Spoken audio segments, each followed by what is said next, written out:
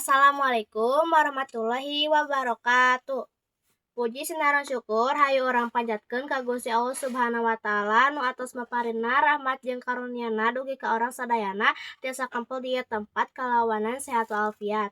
Hadirin rerencangan sadaya dinten ayeuna urang sadaya nu mana dinten Sumpah Pemuda teh salah hiji perjuangan para pemuda-pemudi perjuangan bangsa Indonesia nu atos berjuang keur lemah cai anu dipikeun cinta ieu aranjeunna berjuang tak apal waktu nu nyaeta merdeka.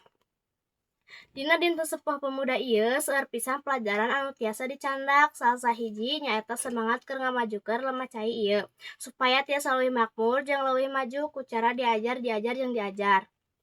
Urang salaku penerus perjuangan bangsa ieu leuwih hade lamun perjuangan pemuda-pemudi pahlawan bangsa ieu teu disia-siakeun keur hal-hal anu teu aya manfaatna.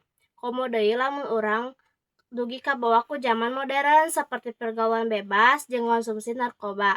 Tapi kuduna mah jadikeun motivasi supaya Indonesia kana tiasa leuwih maju. Hadirin rerencangan sadaya, dina dinten Sumpah Pemuda ieu hayu urang jadikeun pendorong nu ngabangkitkeun semangat keur ngawangun bangsa Indonesia.